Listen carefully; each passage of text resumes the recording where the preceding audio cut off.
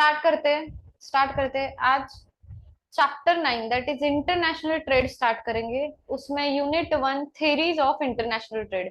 Okay, theories of international trade unit unit बहुत ही छोटा है। इस यूनिट में सिर्फ 5 थेरीज का डिस्कशन है, और मैं बोलूँ डिटेल में है भी नहीं थेरीज। तो 5 थेरीज के नेम पहले याद कर लेते हैं, since it is revision lecture. पहले मैं बोल देती हूँ कि 5 थेरीज के नाम क्या है, आपको थोड़ा सा क्विक रिव्यू मिल जाएगा कि कौन सा यूनिट है ये। Okay, first theory is mercantilist view. Second theory is theory of absolute advantage. Third theory is theory of comparative advantage. Fourth is Heckscher-Ohlin theory. इसके और दो नाम है Heckscher-Ohlin theory के, फैक्टर एंडोमेंट थ्योरी और modern theory. Okay, factor endowment theory और modern theory. And the last one, fifth one is new trade theory. New trade theory. Okay, तो ये थेरीज को बहुत ज्यादा डिटेल में नहीं दिया हुआ एनालिसिस, ऊपर ऊपर से आपको डिस्कशन दिया है कि एग्जैक्टली ये थेरीज का कहना क्या है। ओके, सो इंट्रोडक्शन में दिया इंटरनेशनल ट्रेड मतलब क्या है, exchange of goods and services as well as resources between the countries होगा। Okay, transaction between residents of different countries, transaction between residents of different countries, तब आप बोलोगे कि इंटरनेशनल ट्रेड हुआ है। बेनिफिट्स क्या है इंटरनेशनल ट्रेड के, ओवरऑल लेवल पे इकोनॉमिक इफिशियंसी मिलेगी, economic growth, rising incomes, manufacturing capabilities बढ़ जाएंगी, benefits from economies of large scale production, enhances competitiveness, profitability, efficient deployment of productive resources, productivity gains, decrease in the likelihood of domestic monopolies, cost effective sourcing of input, innovative products at lower prices, and wider choice in products and services for the consumers. Okay, अब ये सिर्फ read क्यों कर रही हूँ, तो सी इसके अलावा भी कुछ अलग वर्डिंग यूज हो सकती है, और देखा जाए तो सिर्फ इफिशियंसी की ज्यादा बात हो रही है। इफिशिएंटली जो भी रिसोर्सेस है यूज कर पाओगे, ज्यादातर वही डिस्कशन है हर पॉइंट में।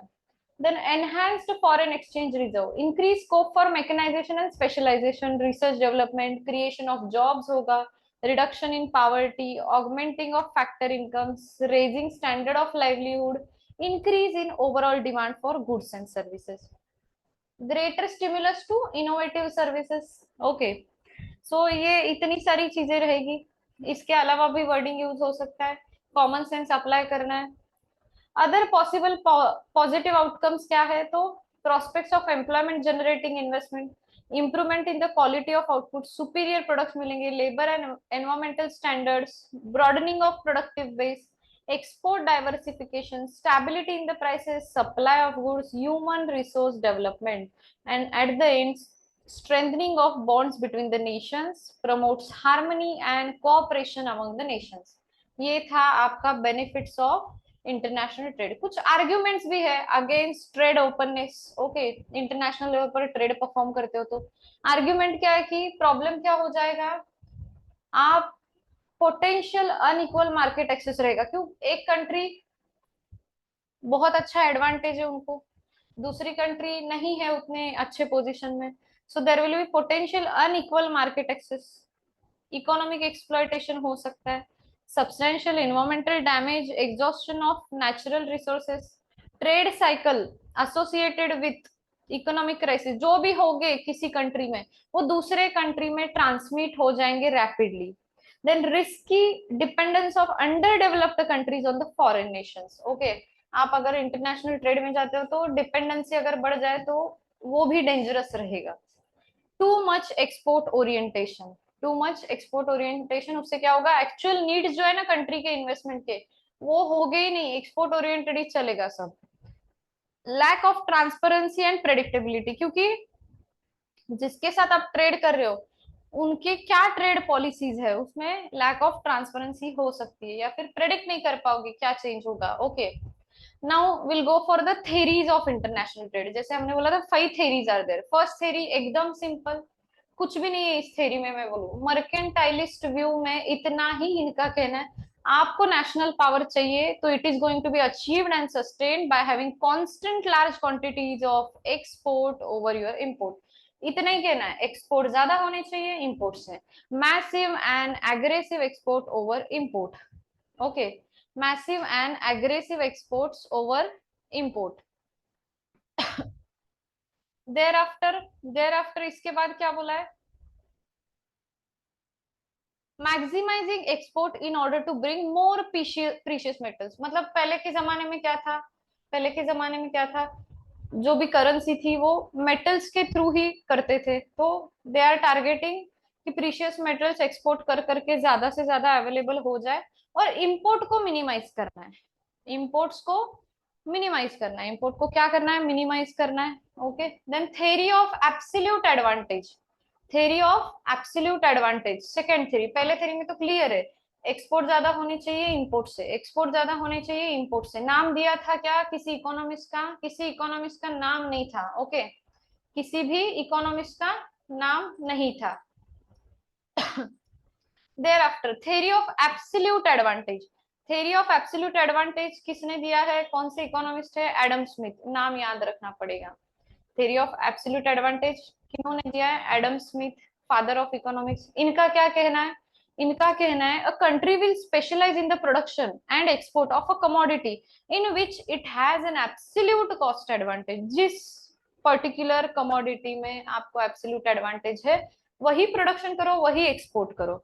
ओके, और इनका क्या कहना है, trade between two countries would be mutually beneficial if one country could produce one commodity at absolute cost advantage and the other country in turn produce another commodity at an absolute cost advantage over the first one।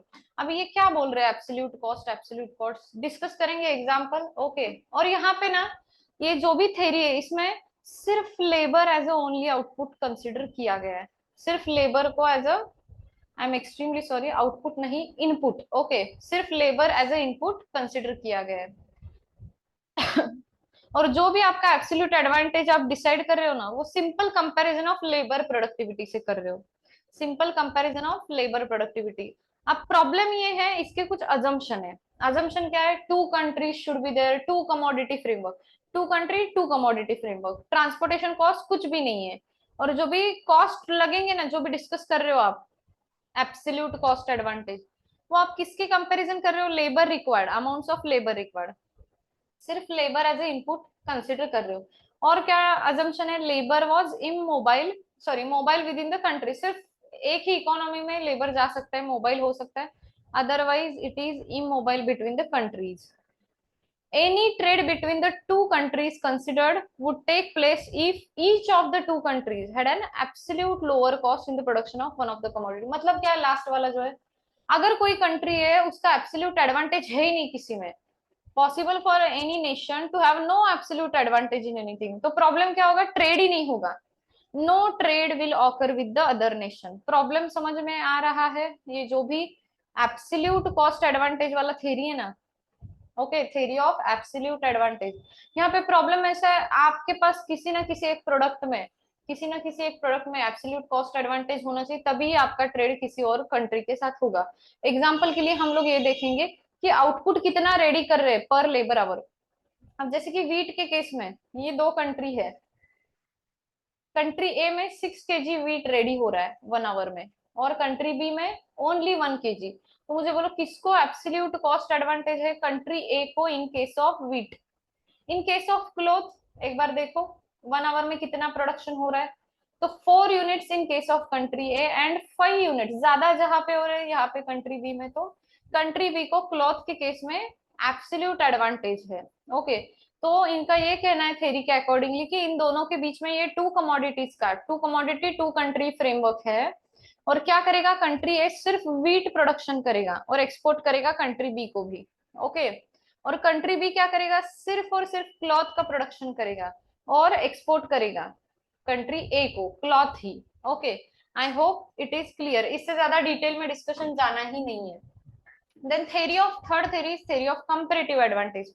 याद करो theory of absolute advantage कौन से economist ने दिया था, Adam Smith, नाम याद रखना बहुत जरूरी है।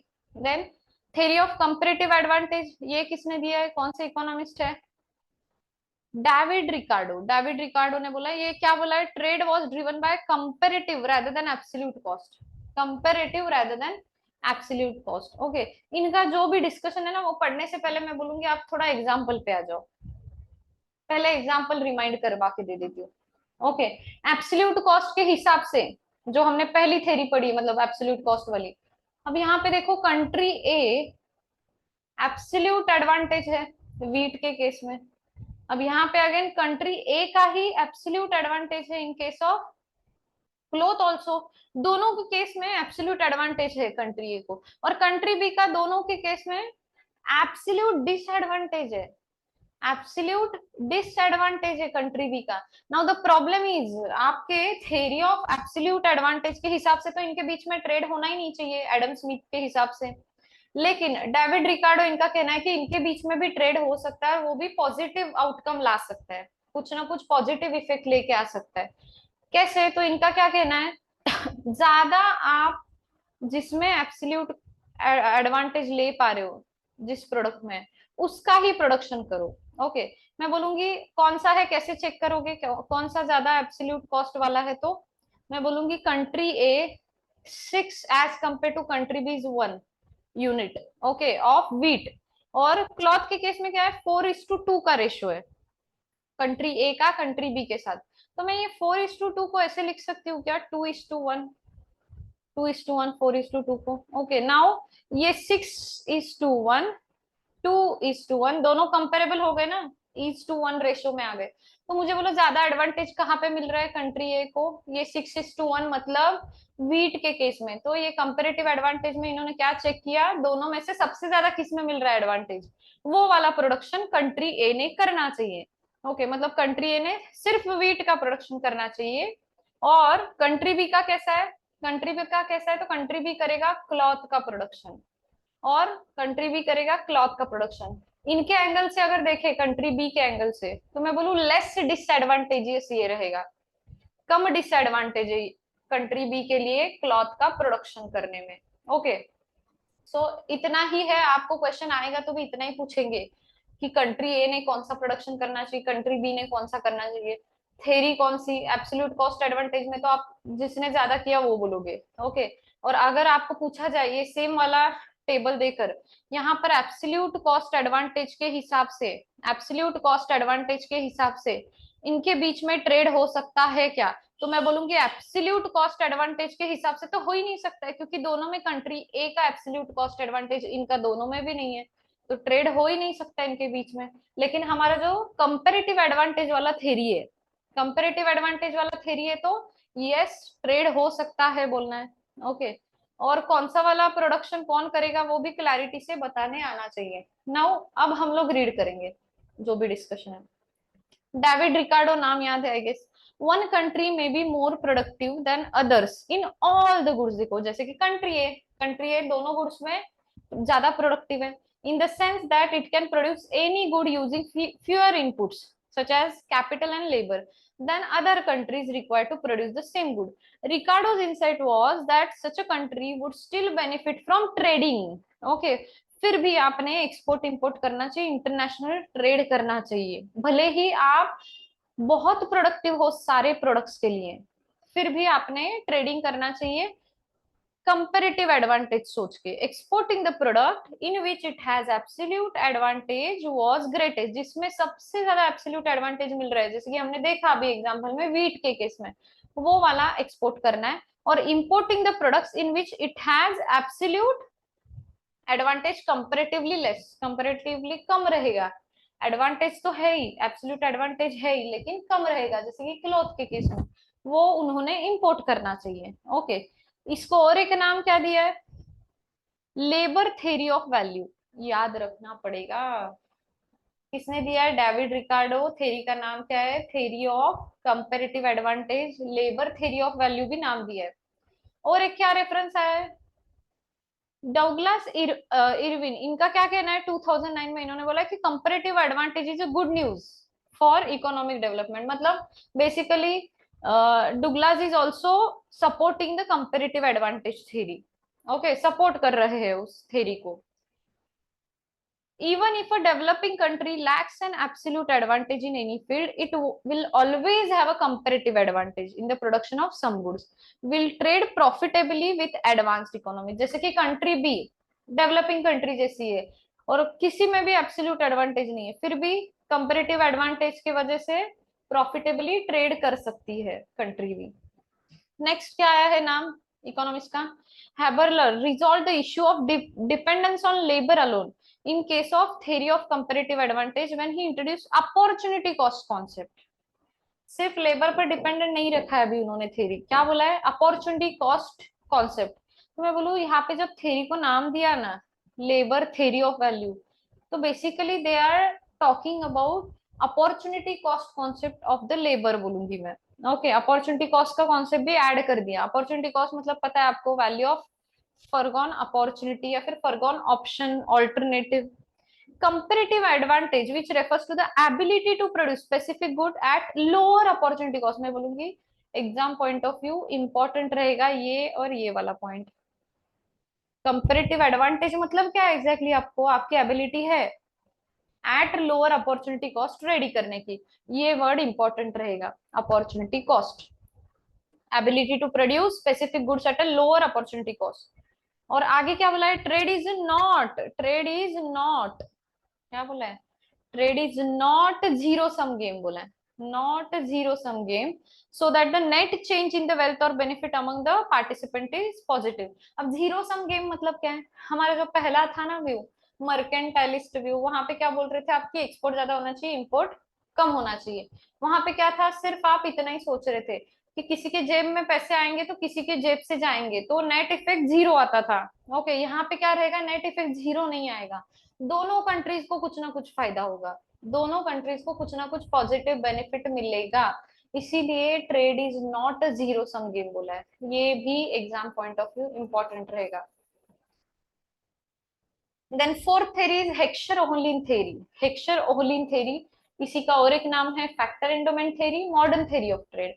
Heckscher Ohlin theory of trade, factor endowment theory of trade, modern theory of trade. कब आया ये थ्योरी, अर्ली 20th सेंचुरी में। कौन से इकोनॉमिस्ट का नाम आया है, Eli Heckscher and Bertil Ohlin. Eli Heckscher and Bertil Ohlin, क्या बोला इन्होंने, role of labour and capital. इनकी भी थ्योरी एकदम सिंपल है। ओके, फैक्टर एंडोमेंट की बात कर रहे हैं, इनका क्या कहना है, वो वाला फैक्टर ज्यादा यूज करो जो आपके पास अबेंडेंट में अवेलेबल है आपकी कंट्री में। ओके, क्या बोला है, countries tend to export the goods whose production uses intensively factor of production that is relatively abundant in the country. आपके कंट्री में अगर लेबर बहुत ज्यादा अवेलेबल है तो आपने क्या करना चाहिए, ऐसा प्रोडक्शन करो जिसमें लेबर ज्यादा लगता है, और वो ज्यादा प्रोडक्शन करके वो ज्यादा एक्सपोर्ट करो। अगर आपके पास कैपिटल बहुत ज्यादा है आपकी कंट्री के पास, तो अपने कैपिटल जिस चीज के प्रोडक्शन के लिए ज्यादा लगता है वो वाली चीजें प्रोडक्शन में पुट करनी चाहिए और उसका ही एक्सपोर्ट करना चाहिए। Countries well endowed with capital such as factories and machinery should export capital intensive products, जिसको कैपिटल बहुत ज्यादा लगता है वैसे वाले प्रोडक्ट्स आपने प्रोडक्शन करने चाहिए, एक्सपोर्ट करने चाहिए। while those well endowed with labor, जिनके पास लेबर बहुत ज्यादा है, they should export labour intensive products, labour intensive products बेचने चाहिए। फोर्थ थ्योरी में इतना ही है, role of labour and capital. Okay, फिर से क्विकली रिवाइज करेंगे। First theory was mercantilist view, उनका क्या कहना था, वहां पे किसी इकोनॉमिस्ट का नाम नहीं है, but the major concern was कि एक्सपोर्ट ज्यादा होनी चाहिए, इंपोर्ट कम होने चाहिए, एक्सपोर्ट ज्यादा होने चाहिए, इंपोर्ट कम, इतना ही discussion. Then second is theory of absolute advantage. Theory of absolute advantage मतलब two country two commodity model था इनका। आपके पास किसी ना किसी प्रोडक्ट के केस में एब्सोल्यूट एडवांटेज होना चाहिए, तभी आप किसी दूसरे कंट्री के साथ ट्रेड कर सकते हो। अगर आपके पास किसी भी प्रोडक्ट में एब्सोल्यूट एडवांटेज नहीं है तो ट्रेड होगा ही नहीं एब्सोल्यूट एडवांटेज के हिसाब से। कौन से इकोनॉमिस्ट ने दिया था ये, तो एडम स्मिथ इन्होंने दिया था। Okay, I hope it is clear. Next, और एक चीज यहाँ पे थी कि सिर्फ लेबर कंसिडर कर रहे हो आप, सिर्फ labour as a factor, okay, input आप कंसिडर कर रहे हो। तो third theory was theory of comparative advantage. किसने दिए ये, डेविड रिकार्डो इन्होंने दिए। इनका क्या कहना है, आप भले ही सारे गुड्स के केस में एब्सोल्यूट एडवांटेज है आपका, फिर भी आपने क्या करना है, जहां पे आपको हाईएस्ट एब्सोल्यूट एडवांटेज है, ग्रेटेस्ट एब्सोल्यूट एडवांटेज है, उसका प्रोडक्शन करो, उसको एक्सपोर्ट करो। और जहां पे comparatively less absolute advantage, advantage is there, थोड़ा सा कम है बस, ओके, तो वो वाला आपने इंपोर्ट करना चाहिए। Okay, labour theory of value भी बोला जाता है इसको, theory of comparative advantage. Okay, और इसको सपोर्ट और किसी ने किया है, कौन से इकोनॉमिस्ट, डगलस इरविन। ओके, इनका क्या कहना है कि comparative advantage is good news for the economic development. Okay, फिर भी मतलब प्रॉब्लम क्या है, एब्सोल्यूट एडवांटेज में ना आपके पास कैसे, किसी कंट्री के पास एब्सोल्यूट एडवांटेज नहीं है तो ट्रेड नहीं होगा। लेकिन ये डेविड रिकार्डो वाली थ्योरी कैसी है, आपके पास भले ही एब्सोल्यूट एडवांटेज नहीं है कोई प्रोडक्ट में, फिर भी आप ट्रेड कर सकते हो और पॉजिटिव बेनिफिट्स मिल सकते हैं दोनों कंट्रीज को। ओके, सो इसलिए ये अच्छी रहेगी बोलूंगी मैं थ्योरी। इसके अलावा और कुछ बोला गया है, कौन से इकोनॉमिक्स ने बोला है, हैबरलर। इनका क्या कहना है कि इस जो थ्योरी है ना, इसमें जो इशू था कि सिर्फ लेबर पर डिपेंडेंट थे, तो अब लेबर पर सिर्फ डिपेंडेंट नहीं है, तो इन्होंने अपॉर्चुनिटी कॉस्ट वाला भी कॉन्सेप्ट एम्बेड कर दिया है, इन्वॉल्व कर दिए हैं। कंपेरेटिव एडवांटेज मतलब ability to produce specific goods at a lower opportunity cost. और आप कंपेरेटिव एडवांटेज में बोल रहे हो कि trade is not at all zero sum game, in fact net change जो आ रहा है ना पॉजिटिव आ रहा है, नेट चेंज जो आ रहा है positive. Then fourth theory was Heckscher Ohlin theory. नाम क्या है इनका इकोनॉमिक्स का, Eli Heckscher and Bertil Ohlin. Early 20th century में आई थी ये थ्योरी। थ्योरी के और दो नाम है, factor endowment theory, modern theory. इनका क्या कहना है, आपके पास कैपिटल ज्यादा है तो कैपिटल इंटेंसिव प्रोडक्ट आप बनाओ, इंपोर्ट सॉरी एक्सपोर्ट करो। आपके पास लेबर बहुत ज्यादा है तो लेबर इंटेंसिव प्रोडक्ट्स आपने प्रोडक्शन करने चाहिए और एक्सपोर्ट करने चाहिए, दैट्स इट, इसके अलावा कुछ नहीं है यहाँ पे। देन न्यू ट्रेड थ्योरी बोलूंगी मैं। न्यू इंटरनेशनल ट्रेड को बहुत बार एनटीटी वर्ड यूज किया जाता है, न्यू ट्रेड थ्योरी। कब आई न्यू ट्रेड थ्योरी, तो first half of 1980s, first half of 1980s। तो इनका भी क्या कहना है कि जीरो सम गेम नहीं है ये, यहाँ पे पॉजिटिव सम मिलेगा। आप अगर न्यू ट्रेड थ्योरी यूज करोगे तो it is going to be positive sum, market का साइज बढ़ेगा, international trade increases competition, allows greater exploitation of economies of scale. Okay, both of which represent gains over and above those due to comparative advantage। इनका तो ऐसा कहना है कि comparative advantage से भी ज्यादा फायदा होगा, न्यू ट्रेड थ्योरी का कहना है। Due to trade comparative advantage से जितना होता है ना उससे भी ज्यादा बेनिफिट होगा। और इन्होंने ना एक क्लैरिटी रखी है, एक क्लैरिटी रखी है कि आपका जो एक पिक्चर है ना पैरेटो ऑप्टिमम, मतलब ना एकदम मैक्सिमम ऑप्टिमम लेवल पे परफॉर्म करोगे। इन्होंने ये पिक्चर फॉलो नहीं किया, इनका सीधा कहना है कि ऑलवेज मार्केट जो भी नॉर्मली लीड करता है तो सब ऑप्टिमल रिजल्ट ही क्रिएट करता है, एकदम बेस्ट इफिशिएंट वे से परफॉर्म करता है, ये सोचना ही छोड़ दिया। इनका क्लैरिटी है कि सब ऑप्टिमल रिजल्ट ही मिलेंगे मार्केट में नॉर्मली। ओके, और ये किसने दिया है theory, new trade theory 1980s में, तो मैं बोलूंगी इकोनॉमिक्स का नाम है पाउल क्रुगमन। क्रुगमन इन्होंने दिया है और उनको नोबेल प्राइज मिला है 2008 में। नोबेल प्राइज जो मिला है वो सिर्फ इंटरनेशनल ट्रेड पैटर्न्स के लिए नहीं मिला है, तो work in economic geography and in identifying international trade patterns. Late 1970s में क्रुगमन ने नोटिस किया, क्या नोटिस किया, ये जो हेक्सर होलिन मॉडल है ना, उनका क्या कहना था कि कैपिटल रिच ने क्या करना चाहिए, कैपिटल इंटेंसिव प्रोडक्ट एक्सपोर्ट करना चाहिए। लेबर रिच जो कंट्रीज है उन्होंने लेबर इंटेंसिव प्रोडक्ट्स एक्सपोर्ट करना चाहिए। ओके, लेकिन क्रुगमन का क्या कहना है, क्रुगमन इनका कहना है कि हम आजकल देख रहे हैं, हम आजकल इकोनॉमी जो है ना देख रहे हैं, जैसे कि इंडिया का ही देख लो, हमारे पास कार्स ऑलरेडी मैन्युफैक्चरिंग होते हैं इंडिया में, फिर भी हम परचेस करते हैं बहुत सारी कार्स दूसरे कंट्रीज ने मैन्युफैक्चर की हुई। ओके, मतलब मैं बोलूँ, मतलब कैपिटल और लेबर का जो भी रेशियो है ना आपका रफली सेम है दूसरे कंट्री के साथ, फिर भी आप क्यों कर रहे हो ना फिर एक्सपोर्ट या फिर इंपोर्ट बोलूंगी मैं। ओके, ऐसा कुछ रहा नहीं है अभी, जैसे हेक्सर ओलिन का कहना था ना, आप कैपिटल रिच हो तो कैपिटल इंटेंसिव गुड्स बनाने चाहिए, लेबर इंटेंसिव गुड्स बनाने चाहिए अगर लेबर रिच हो तो। क्रूमन का कहना है कि ऐसा कुछ रहा नहीं है अभी, because most international trade takes place between the countries with roughly same ratio of capital and labor। Same ratio होके भी, जैसे मैंने कार्स का बोल दिया, इंडिया में खुद से यहाँ पे मैन्युफैक्चरिंग होता है, फिर भी हम दूसरे कंट्रीज से इंपोर्ट करते हैं कार्स। ओके, और यूज करते हैं। ओके, और मेन टू की कॉन्सेप्ट्स है जो एडवांटेजेस टू द कंट्रीज देके जाते हैं। कौन से कंट्रीज को, that import goods to compete with the product from the home country. आप इंपोर्ट करके क्या करते हो, एक हेल्दी प्रोडक्शन बना रहे हो प्रोडक्ट्स के लिए जो आपके होम कंट्री में मैन्युफैक्चरिंग होते हैं।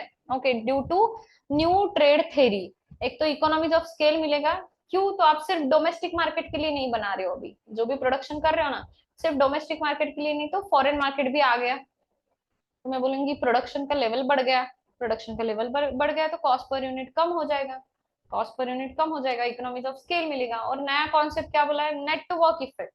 Network effect is nothing but, मैं बोलूंगी लोगों का देख के आपने भी क्या किया है? परचेस कर लिया है कोई प्रोडक्ट और सर्विस। ओके, क्योंकि दूसरों के पास आपने देखा है, जैसे कि bandwagon effect. Bandwagon effect हमने चैप्टर 2 में पढ़ा है। Okay, one person value for good और service is affected by the value of that good and services to the other. दूसरों का देख के आपके लिए उसका वैल्यू बढ़ गया है। Okay, enhanced as the number of individual using it increases. Consumers को चॉइसेस ज्यादा से ज्यादा मिले, ऐसा अच्छा लगता है। जैसे कि एग्जांपल इन्होंने मोबाइल ऐप का दिया है, व्हाट्सएप का, या फिर सॉफ्टवेयर का दिया है, माइक्रोसॉफ्ट विंडोज का। मैं बोलूंगी सिंपल एग्जांपल मैं बोलूँ नेटवर्क इफेक्ट का। अब मोबाइल्स क्या मैन्युफैक्चर नहीं होते क्या हमारी कंट्री में? होते, फिर भी एप्पल का आईफोन चाहिए। ओके, ये बैंड वैगन इफेक्ट आएगा, नेटवर्क इफेक्ट आएगा। ओके, आई होप क्लियर है। इनके जो टू की कॉन्सेप्ट्स है ना, इकोनॉमीज ऑफ स्केल और network effect, due to new trade theory. Then और एक कुछ पॉइंट आया है, क्रुगमन, इन्होंने फ्री ट्रेड को डिफेंड किया है। मतलब free trade should be there, मतलब क्या है कि आपने इंटरनेशनल लेवल पर ट्रेडिंग करना चाहिए। एग्जाम्पल दिया है उन्होंने, in praise of cheap labour, published in Slate in 1997। वहां पे क्या था, कुछ लोग ऐसे थे उन स्मोकी माउंटेन्स में कि गार्बेज डंप जो भी किया जा रहा है ना, उसमें से कुछ चीजें ढूंढ के वो वैल्यूएबल आइटम्स के थ्रू उनका सर्वाइवल कर रहे थे। ओके, तो इन्होंने क्या बोला है, ऐसा कुछ करने से अच्छा लो वेज देने वाले जॉब्स मल्टीनेशनल कंपनीज के फैक्ट्रीज में अगर मिल जाए, ओके, बेटर ऑप्शन रहेगा ना, बेटर अल्टरनेटिव रहेगा। मैं बोलूँ पुअर कंट्री से पुअर कंट्री में ही भेज रहे हो उनको, लो वेज जॉब्स ही मिल रहे हैं। लेकिन ये जो भी गार्बेज उसमें चेक करके वैल्यूएबल आइटम्स ढूंढ के उसको बेच के या फिर वहां से कुछ आपने आपका लाइवलीहुड करना, उससे अच्छा तो लो वेज जॉब कहीं पे मिल जाए। तो इन्होंने वही बोला, the result has been to move hundreds of millions of people from abject poverty to something still awful. Still awful क्योंकि कम ही मिल रहा है wage, but nonetheless significantly better.